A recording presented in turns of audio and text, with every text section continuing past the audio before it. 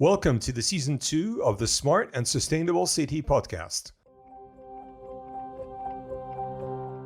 From Argentina to Ireland and from Japan to Sweden, the Open and Agile Smart City Network gathers over 150 cities from over 30 countries.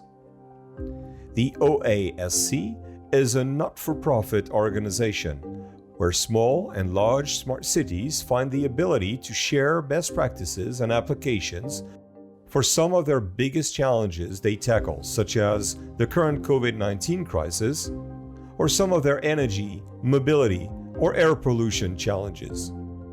Our guest today is Davor Meersman, the CEO of the Open and Agile Smart City Network. We talk with Davor about the OASC Synchronicity Common Operating Framework used by many cities in this network to develop and share best practices. Hi, Pierre, and thanks for having me on the podcast. My name is Davor. I'm the CEO of Open and Agile Smart Cities. So the OASC network is a network of more than 150 cities out of 30 countries who are working together and trying to find a consensus on how to interoperate so that you can exchange services, data, and solutions amongst each other. I did my PhD in Australia. I was there for 4 years doing a PhD on information in information systems on the topic of what's today called data-driven innovation. Back then, I called it domain-driven innovation. Where in Australia? I was in Perth for 4 years. Oh, fantastic! Yeah, at Curtin University, it's Western Australia, WA. It was amazing. So apart from the diving and all the other stuff I did there, the lifestyle was great. But the university was really cool too. As a Belgian, or probably as a European, you're used to being in very people dense environments and be distracted in a sense the whole time. Whereas there, it's the most isolated capital city in the world. You literally have to fly for 4 hours to reach another metropolis. So that's either the eastern coast of Australia or the first cities of Asia, Singapore and KL and so forth. So it creates this environment where it's ideal to go in depth and kind of figure some things out. Davor, the vision of the Open and Agile Smart City Initiative is to create an open smart city market based on the needs of cities and communities.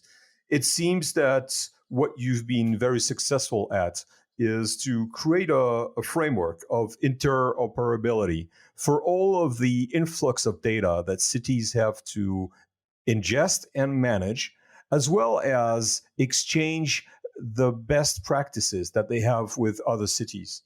That's the heart of what OASC does.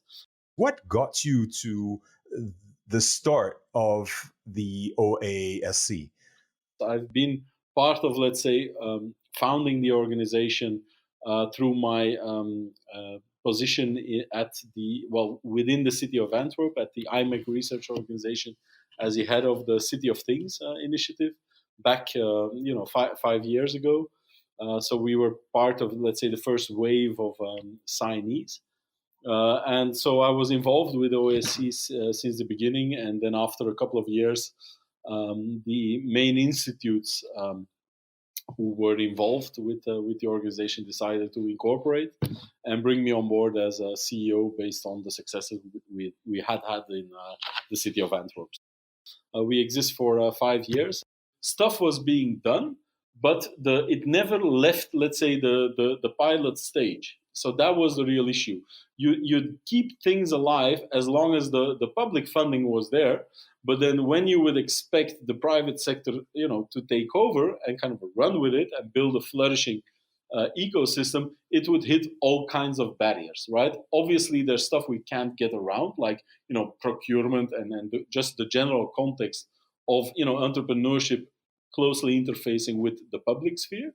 But then there were other things that were, barriers that needed solving, such as interoperability. So that was an issue where, a company that does something, let's say for Helsinki, would have to redesign parts or entire products so that they can sell it to another city, even within the same country, let alone outside of there. So obviously that sinks a lot of business models that are, otherwise fine. The Open and Agile Smart Cities organization has 150 members, including some of the latest members being the Métropole of Nice-Côte d'Azur, or Lublin in Poland, or Istanbul and Izmir in Turkey. So many cities seems to be joining this organization.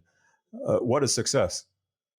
Yes, we've been growing quite a lot. We do have a lot of the big cities, right? We have Tokyo, we have London, we have Istanbul, the major metropolis of the world.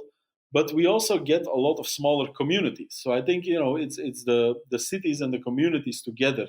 And the promise we hold as a network for cities is that they can, interface all the cool stuff they're doing to a broader global community of cities who also have the same problems and might be interested in solving those.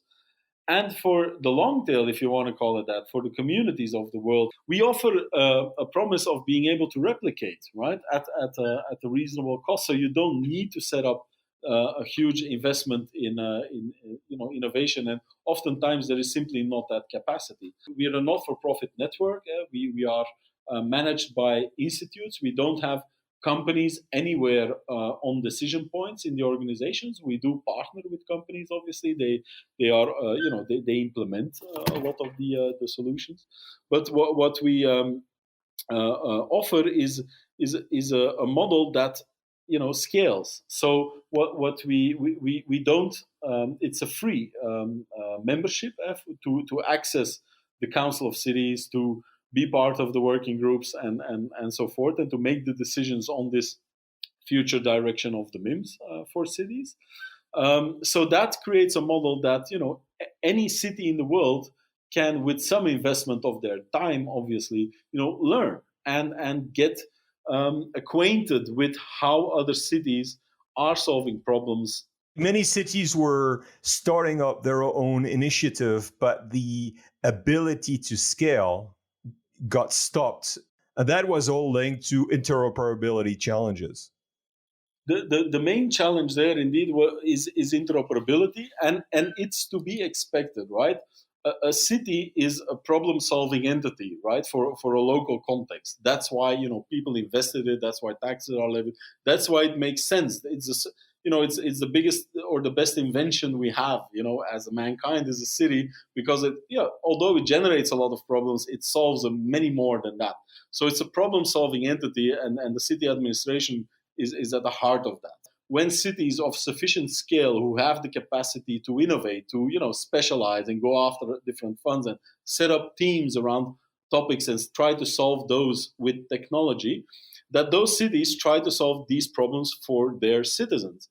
But in the process, what you do in this splendid isolation is create islands, right? You create stuff that's successful on the local level in terms of solving a problem. But then what it doesn't do is solve or at least ensure the sustainability on the economic front, right?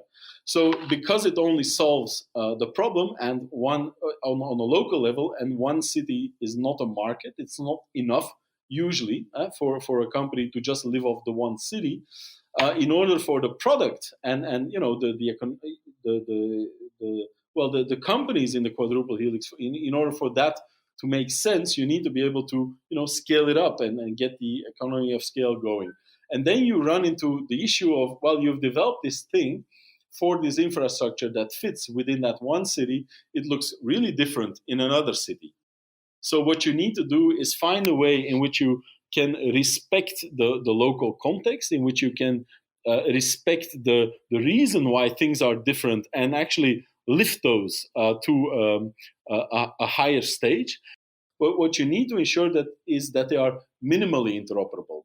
You need to only ensure that cities can exchange solutions, services, and data amongst them where needed. Not everything needs to be the same, but you need to see the stuff that you're doing that solves a problem that is prevalent in other places in the world, and that can, where your solution could help. So if, let's say Porto solves a problem of trash lying around the streets using technology, then another city who also has that problem should be, in an ideal world, be able to adopt that solution from Porto without too much additional integration cost. So that is, let's say, the kind of the endeavor we have with OASC. We started at a point where we could see some of the leading cities in Europe, such as Helsinki, Manchester, Santander, Porto, Milan, Eindhoven, Antwerp, and so forth, run into the same problem where stuff doesn't scale after the public funding dries up. And they were running into the same problem, and we could all see that this market, it was picking up steam, right? So there was this hype going on, and a lot of cities were jumping on this, what they call the smart cities, bandwagon, if you want to call it that. We said, okay, let's try and get together and try to solve this. Let's try and find each other and get, try to answer the question, what is minimally needed for us to be able to share solutions and services and data. Cities are increasingly capturing, collecting information through a network of IoT devices, of sensors. And that is a challenge, isn't it? Because the data doesn't always use a common model. Yes, definitely. I think, the first challenge cities have, or the first opportunity, if you want to call it that, is also to look within the city and see what is there in terms of data sources across departments and try to integrate those, right?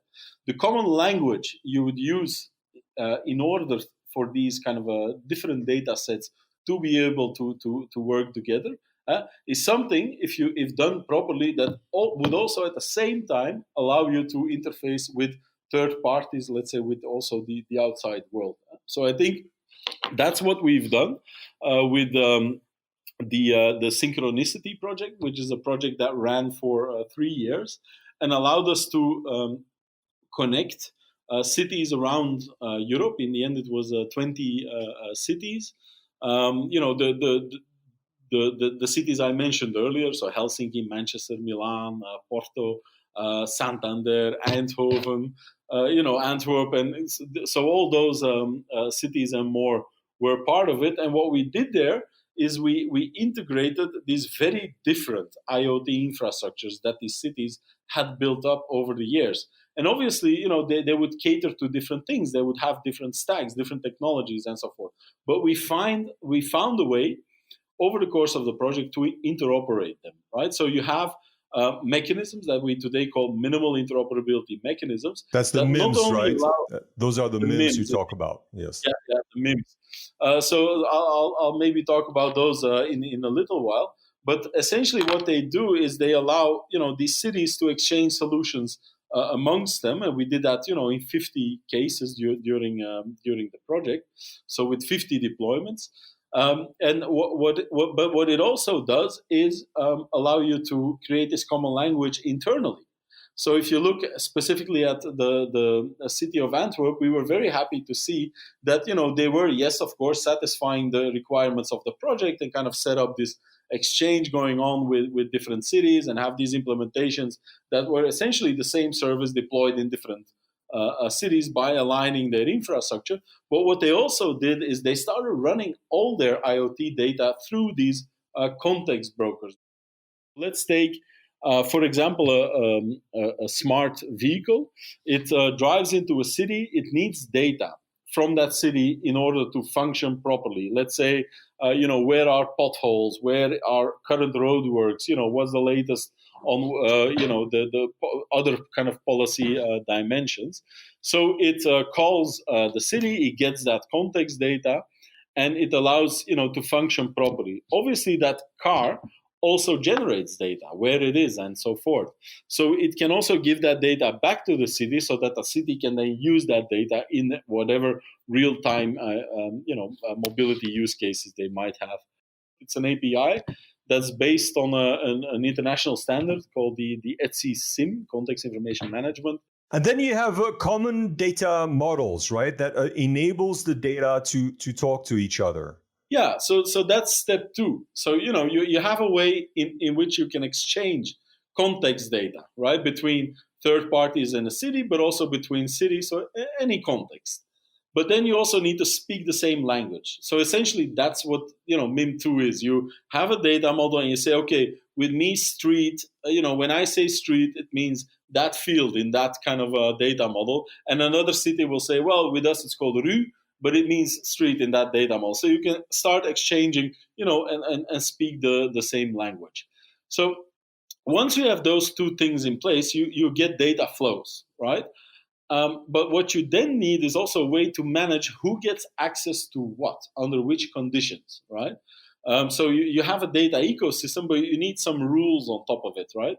That's MIM3 in essence. So that's what we call ecosystem transactions management, and that allows you to really run it, right? Because you don't want to give, let's say, all your data just to Google, right, or all your data to another big company, or just run with it and do its thing. You want the data to that you generate as a city, or that you manage, or to which you are the nexus, the integration point. You want to have some kind of control and be able to specify rules in which that data can be used. And those three MIMs, which is a very, very small investment for a city to make, essentially it's two APIs and aligning stuff to a set of data models, that allows you not only to integrate the silos within a city, but then once you've done cool stuff and things that work, you've generated stuff that works, then you can offer that to other cities, and other cities who might be interested in it can have a degree of certainty that it will work technically with whatever they've set up. And that's the promise that this minimal approach holds, and interoperability holds. What we offer as a collective of cities is a baseline. So because that stuff will work, you can just start innovating from there, and that radically cuts the cost of innovation. And we all know innovation, it's a lot of fun to do, but it's also an expensive process. Davor, the Synchronicity pilots involved a total of 50 deployments of products and services across 21 cities. In your Synchronicity guidebook, you do point out to some of those pilots, which are really fascinating, such as some cities that were monitoring the clean air in school districts, or the noise impact on the city, for example, in the city of Bilbao or in the city of Edinburgh. Any other use case that you've seen leveraging Synchronicity that you would like to point out to? The cool thing about Synchronicity was that we were quite agnostic in terms of what are the problems that need solving, or what would the solutions be that we want to showcase as a project. What we did was create the conditions in which any solution can be deployed across multiple cities at the same time. So in that sense, we had a number of kind of solutions we developed as a project in order to prove and kind of build the MIMS and all that stuff. So we had a privacy app that we did. We had some stuff around mobility management and citizen participation. But then we had an open call, right? And we said, like, listen, guys, we're a group of cities. There's this open call. We have some budget available for you, to test this concept. But here's essentially a rule book, right? A technical rule book. You need to adhere to these standards that we together have defined. And if you kind of link up to that standard, you'll be able to deploy across a number of domains. So we had a huge influx of applications. In the end, I think we selected about 20. They went from very let's say standard smart city application, like smart city management platform, which was quite lateral, to a bike renting scheme or a mobility application. We had an application that was about water management for green roofs and how you could link that up to city water management systems and kind of manage water shortages through that.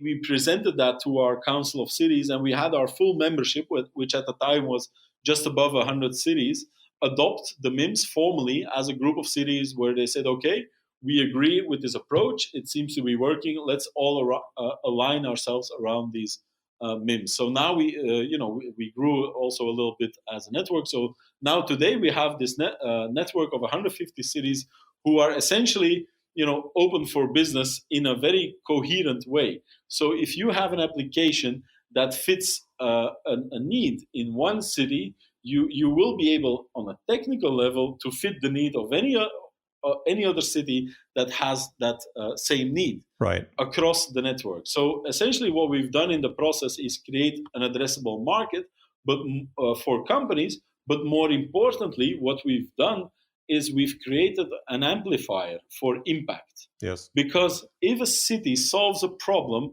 such as air pollution, such as multimodal mobility, a plethora of other things which are really pertinent issues today in any city around the world, if one city gets it right, the other cities can go and just adopt that. When the corona hit us, what we did was we had a call for solutions with our network, and we had also quite a lot of solutions coming in through that call.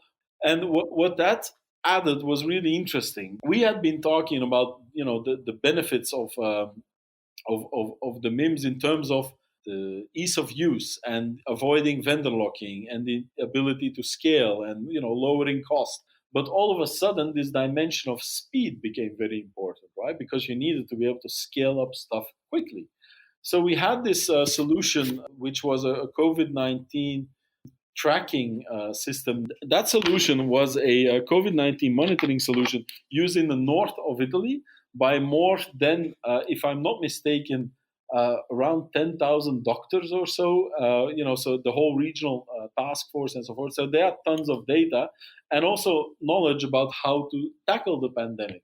So it was already standards compliant. So that means you can scale it up quickly across other regions in the world. So we had contacts with regions not just in Europe, but also outside of Europe, where this system offered us a way in which countries and regional task forces and cities could rapidly try to get a grip on the situation and try to get ahead of the pandemic in order to flatten the curve.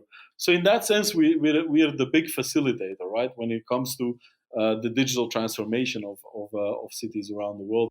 A lot of cities have been hammered, by the supply side, talking about, this is the best solution for that problem, that's the best solution for this problem. You should completely switch to this platform or that platform. Whereas we offer a way that's, keeps the fingers on the buttons, or the fingers of the cities more on the buttons. It's an open approach. It's based on standards. It's a cooperative approach between cities that allows them to define the ground rules with which you want to interface. You did point to a solution catalog that is meant to be published towards the end of the summer or end of the year? Yeah, correct. We're working with a number of the largest cities to now populate it with solutions so that other cities can learn of what they've achieved. And what we do with that catalog is offer a no-nonsense interface into what are cities doing around the world and who can you get in touch with to get things going in your city. What are the technical requirements that you would need to have in terms of infrastructure for these solutions to run? So what we try to do is really create a prism, create a level of transparency so that we can move this digital transformation forward. A very, very important evolution. It's the digital transformation of our cities, also of our societies, right? So there is weight. We need citizens involved and be radically citizen-centric. The array of tools that a city has at its disposal to solve problems more efficiently increases dramatically, but the scope of it also increases. It goes, let's say, outside of the brick and mortar of administrative buildings. We're on the streets now and automating that as well. And it increases, not just the cost, but also the risk. Cities are, doing digital transformation around the world with brakes on. Because of the risks involved, and there's risks on a number of dimensions. Of course, there's the monetary and the financial risks involved, but there is also the lack of knowledge, right? So I think there is a problem with capacity and skills within city administrations, and especially the further you go down in the long tail, where administrations are smaller and don't have the luxury of putting specialized profiles on everything. The comfort in the decision making and the level to which people are willing to go is not optimal. The digital transformation of cities offers a formidable opportunity to save cost and allocate funds towards social sectors that require it more, right? So I think if you solve problems more efficiently, you can allocate those resources to sectors where you cannot automate and alleviate some of the real human problems in cities in a better way. Cities should find a model where they can de-risk decision making on a number of levels in terms of digital transformation and go, and do it and be concerted about it, orchestrate with the international community, make sure, and that's an important one, that digital transformation is fused to your global sustainable development goals and your local policy goals that typically interface with those, and that everything you do in that sense is married to that purpose, and that you can show the immediate results through the quick wins, which are typically lighting and all those types of things that have the budget lines already integrated in a budget, but that you can also develop a long-term plan. So what we've been doing in the past months is start to collect solutions beyond synchronicity. So we're actually in the process today of cataloging from the city side a number of solutions from some of the major cities in our network. A fertile ground for cities to learn about what worked, what didn't work, how can I achieve the most impact for my investment. The Open and Agile Smart Cities initiative is certainly a great source of inspiration for all those cities which are listening to us. Davor Meersman, thank you very much. Thank you, Pierre. It was my pleasure.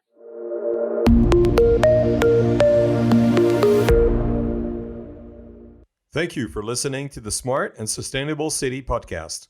Don't forget to subscribe. If you're responsible for a smart city initiative, do reach out.